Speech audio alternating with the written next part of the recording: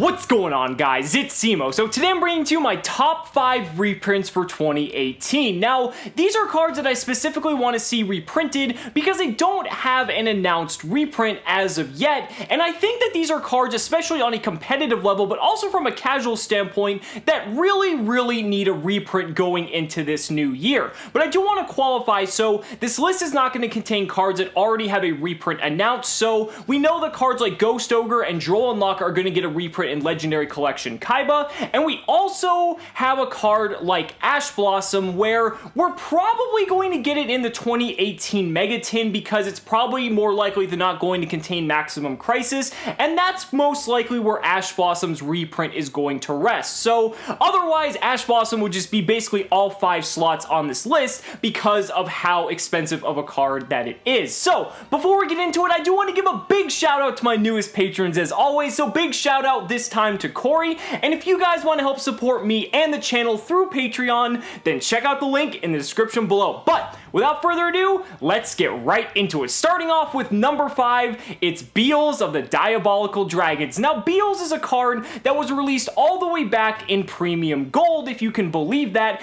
and has yet to see a reprint since its initial printing, and that's kind of the reason why Beals is currently demanding a $28 price tag. Now, obviously, there's more to it than the fact that it's only had one printing. The fact that it's had competitive relevance in a deck like Pendulum Magicians is also probably the reason why you're seeing this card spike. I mean, we've seen this card spike as high as $40, if not beyond that, at some point in the past as well. But Beals is one of those cards that it's semi-generic and useful in some of these decks that we see in the meta every once in a while. We've seen like Dark Synchro variants obviously take advantage of it because it's basically just the perfect breeding ground for a deck like Beals, but with other interesting kind of hybrid decks, especially taking advantage of the Dark Engine, we've seen some decks in the OCG that are taking advantage of the dark cards like Malicious, you know, Grepher, Plague Spreader, all these different cards kind of taking on a dark variant, if you will, and that's kind of where Beals is able to enter the fray, because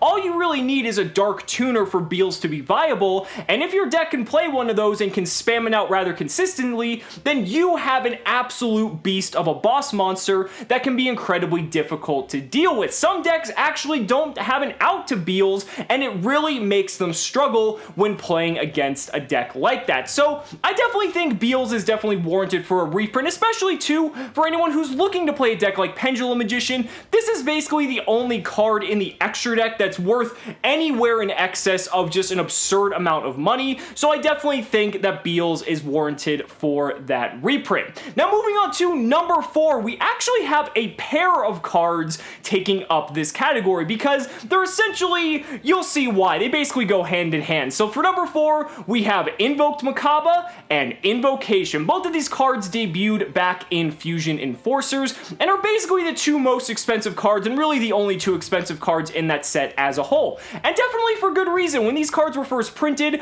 we saw them, you know, demanding price tags of anywhere from $30 to $40, and it's because they're absolutely incredible cards. Using the Invoked engine with Alistair and Magical Meltdown, the fact we still have Terraforming at 3, and the fact that Invoked Makaba just requires any other light monster in order to be summoned in tandem with Alistair means that you can splash an engine like the Invoked engine in a wide variety of different decks and makes the archetype just that splashable when it comes to casual and competitive play. So that's why these cards are still demanding a price tag of $22 a piece. So if you're looking to play the Invoked engine, let's say you're going to play 2 copies of Invocation because that's fairly standard, and 3 copies of Makaba because you're going to want to max out on a card like Makaba more often than not, that's already going to run you at least $100 if you're looking to splash the Invoked engine into your deck. And I think that's time for that price tag to go down. Now, the unfortunate thing is that if we were getting the Link Vrains pack here in the TCG,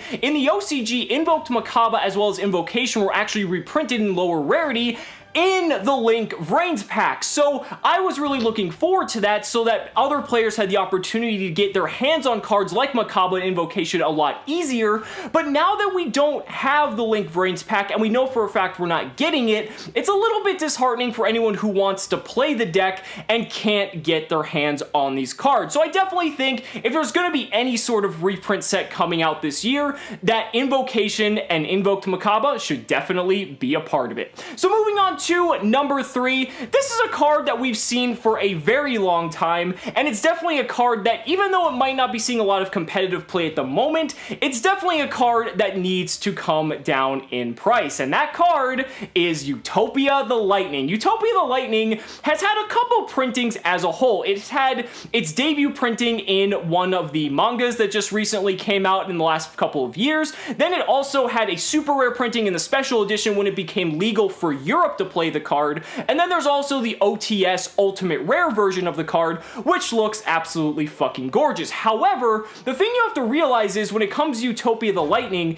is that because it's had 3 printings, even though they've been very just sparsely printed, that's the reason why Utopia The Lightning is still a minimum of $28 a copy. And for one of the strongest rank 4s, or I guess strongest cards you're going to play in a deck that can play rank 4, since you're going to upgrade your copy of Utopia into this, that's absolutely outrageous. Utopia The Lightning is one of the best generic Xyz monsters that we have in this game. It's an ultimate boss killer. It's just able to just deal with so many annoying threats that I think that this should be a card that's much more accessible to get in the hands of players. Now, obviously, a lot of people had their chance to get this card back when the manga first came out because you could pick up that for like $8 to $10 for that. And then Europe had the special editions as well, which came with Utopia The Lightning, which those averaged for about $10 as well. And then the OTS pack was pretty much just a rarity bump. But I think the fact that this card is still $28 is absolutely absurd, and it's time that this price came down. Maybe give it another super rare printing, kind of similar to what they did to Winged Dragon of Raw Sphere mode, and make it that much easier to get into the hands of the player base. Now moving on to number 2, we're going to move on to some more fairly generic cards that a lot of different decks can play, and this one has definitely made a resurgence in the most recent meta, and that card is Psyframe Gear Gamma. I definitely think that $32 is a little bit excessive for a card like Psyframe Gear Gamma. I mean, I can definitely 100% understand what warrants the price tag, because the fact that Psyframe Gear Gamma is essentially the ultimate hand trap killer. This card is able to stop the plethora of hand traps that are currently plaguing the format, and basically gives you a chance to help combat them. The problem is, though, this card only had 1 printing in High Speed Riders and hasn't had a reprint since, and that was a few years ago.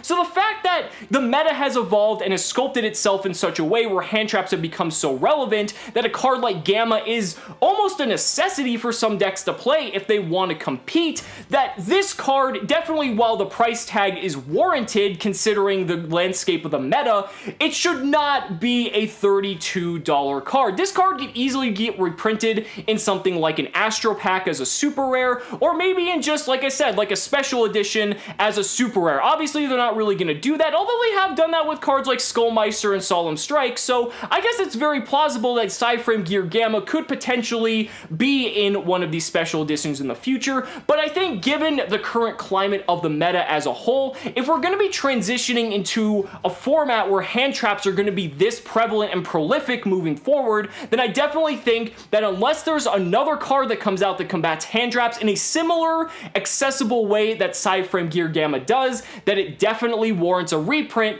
moving into 2018. And that brings us to our number 1 card that I feel should be reprinted in 2018. And that card, if you haven't already guessed it, is Raigeki. The thing that basically just blows my mind about Raigeki is the fact that it's had like 6 or 7 printings in total, and the minimum that you have to pay for a current copy of Raigeki at a minimum is $24 to $25, even if you just want the like lowest black rare version of Raigeki that exists. And the fact that Raigeki is essentially a staple in pretty much any format. Obviously there's formats like take Duelist Alliance format, for example, where board wipes might not have been as essential. And so board wipes move in and out of formats, obviously, but a card like Raigeki that is essentially one of those cards that you're always going to be basically playing in your main or side deck unless the meta is at a point where board wipes are basically worthless. I don't think a card, especially that's limited to one and that's so powerful and can pretty much turn a game around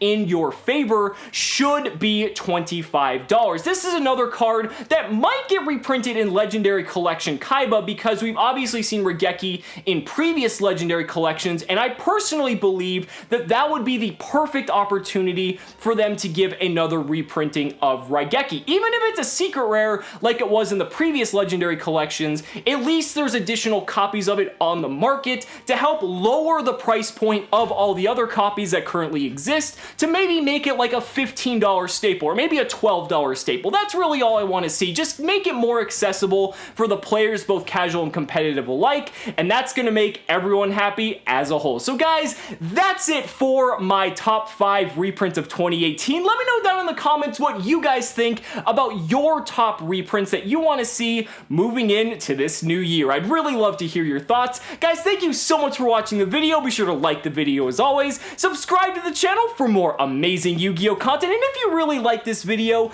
consider backing me on Patreon, because just by pledging only $1 a month, you're investing in my ability to continue bringing you amazing Yu-Gi-Oh content. So thanks so much again, and we'll see you next time.